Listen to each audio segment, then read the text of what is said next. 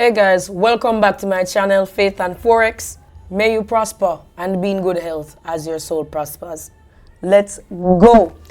As you see, the title suggests GBP/JPY has the potential to get to 192 and maybe even lower because of the structure it is currently giving to us and the moves that took place last week. Now, if I should go back to my original chart, right, the one that I usually use, now we did say that GBP/JPY had the potential to get into 195. We had buys just around 195 here about. We also, 197.5. We also made mention of a 197.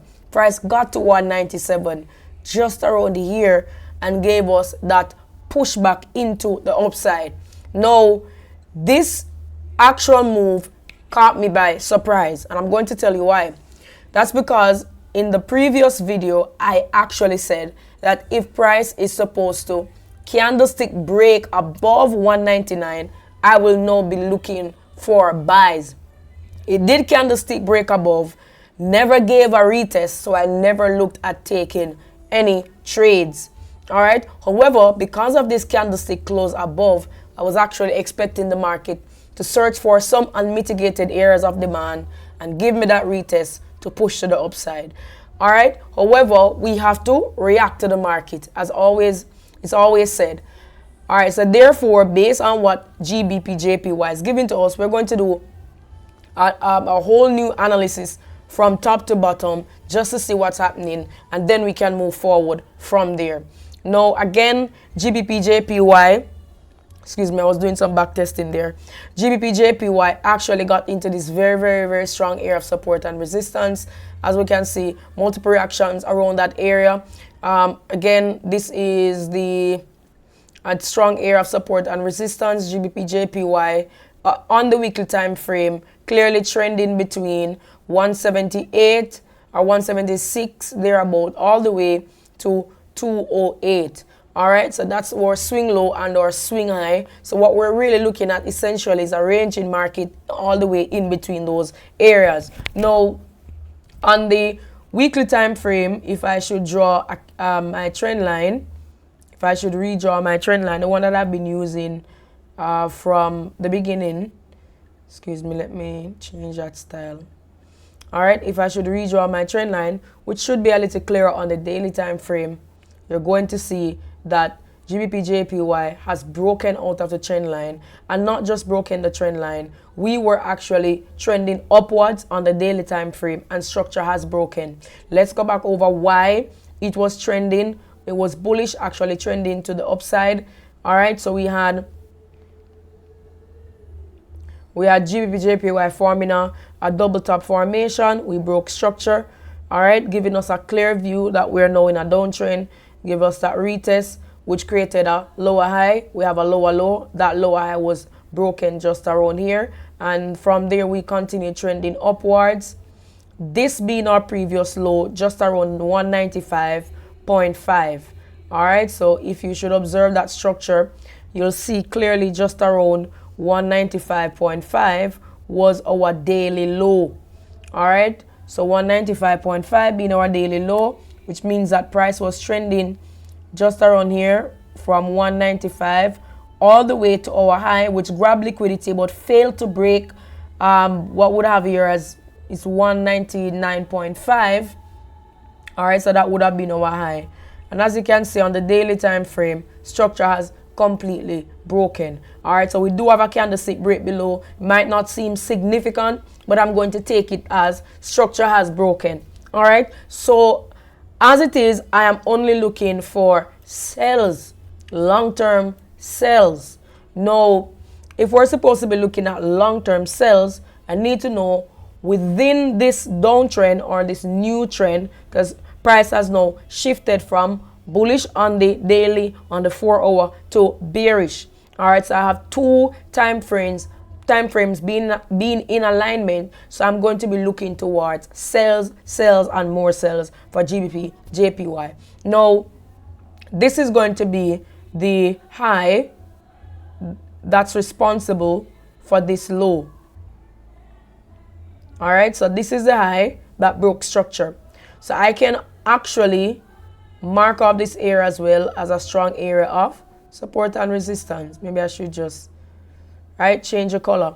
And if I'm supposed to even implement my Fibonacci retracement tool, again, the first thing I do when I'm looking to take my trades, I identify swing structure. All right, on the daily, on the weekly, daily and 4 hour. Now, on the weekly, it's bullish, still bullish on the weekly. Our highs, our low has not been taken out. However, daily is bearish and 4 hour bearish. All right, so the daily and the 4 hour are bearish, which means that I'll be looking for sells. Also, you should pay attention to lower time frames or lower time frame alignment. So we want to ensure that before we take sells, the day, not only the 4 hour and the daily are bearish, the 1 hour is supposed to be giving us bearish signals, and also the 30 minutes, 15 and 5 for entries. All right, so I've drawn my fib tool here, and as you can see, we could mark off what we call the premium area again. So after I identify the swing structure, I ensure that I identify my area of interest. Where am I expecting price to pull to before I can take those sells? All right, so I'm looking for my area of interest.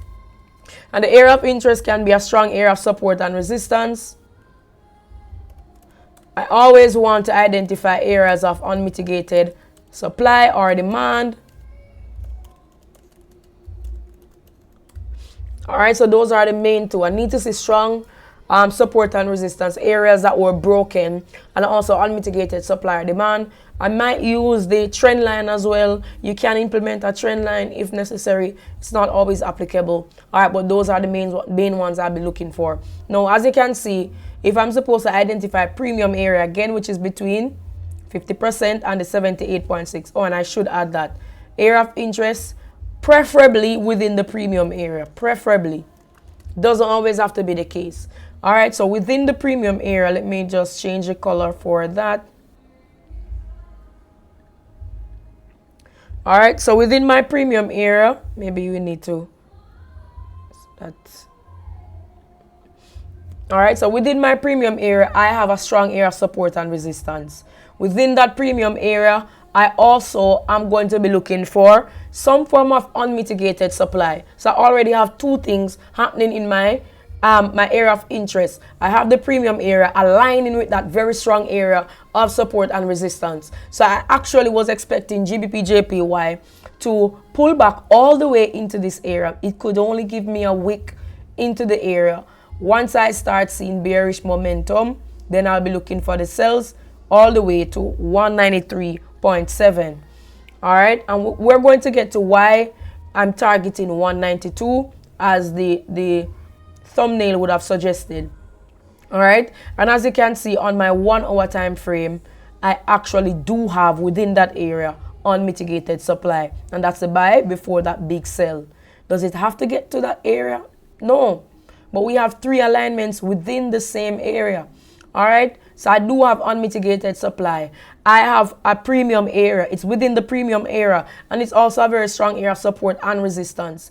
All right, so I'm expecting GBP/JPY to at least pull back all the way. Let me just mark that area off using lines. Boom. And boom. Between 197.7 and 198, give or take 10 pips. I normally want to use round psychological levels.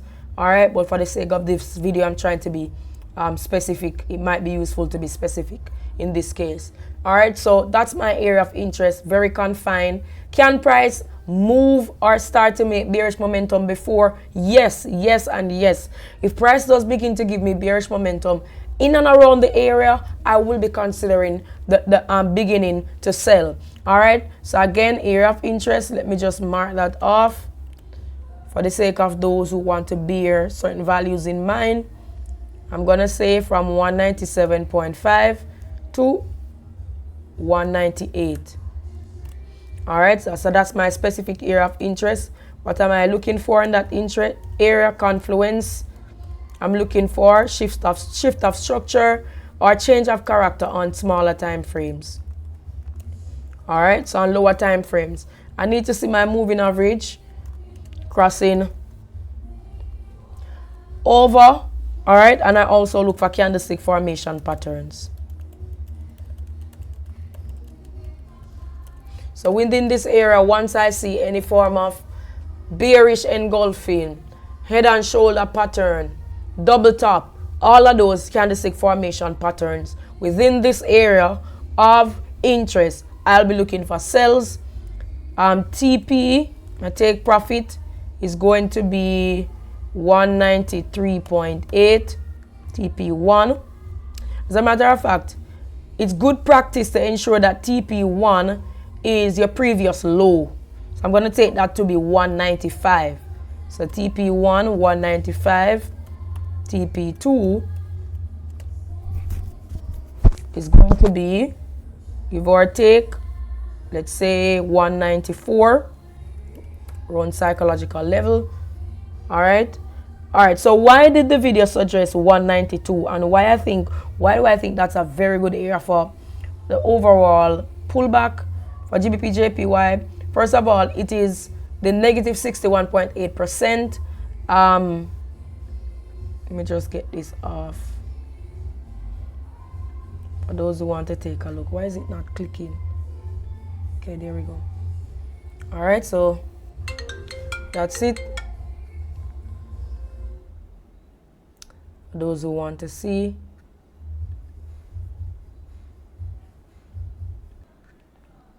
All right, so should price, yes, so we have a negative 61.8% be 192.2.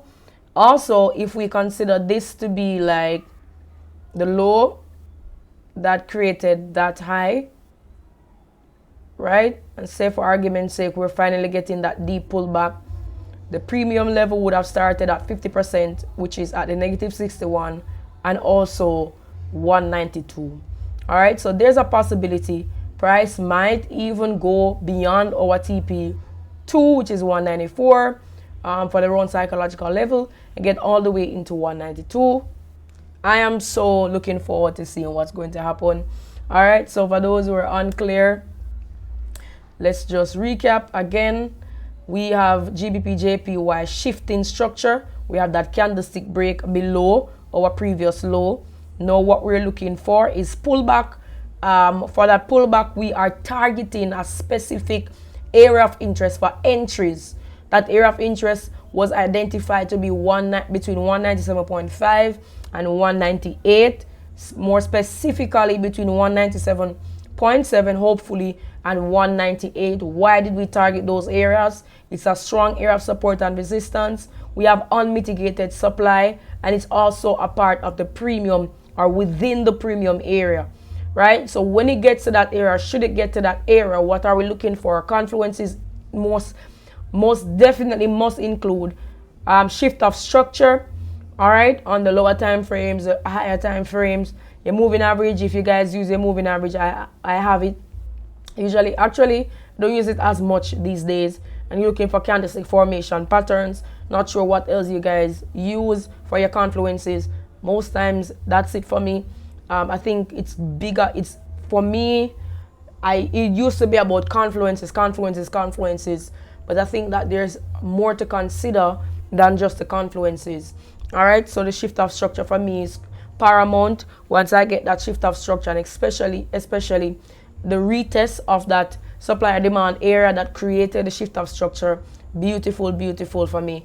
All right, candlestick formation patterns, paramount, give or take. Sometimes I don't really use it so much. All right, and as we go along, you'll see why. All right, because candlestick formation patterns are caused by supply, demand, sellers, buyers. So once you understand why the formation is, you don't necessarily look for the formation. You look for what the formation is telling or why the formation is. essential. Not sure if I'm rambling here. All right, but thanks for coming on, guys. I'll see you next time. Let's see what happens. Bye-bye.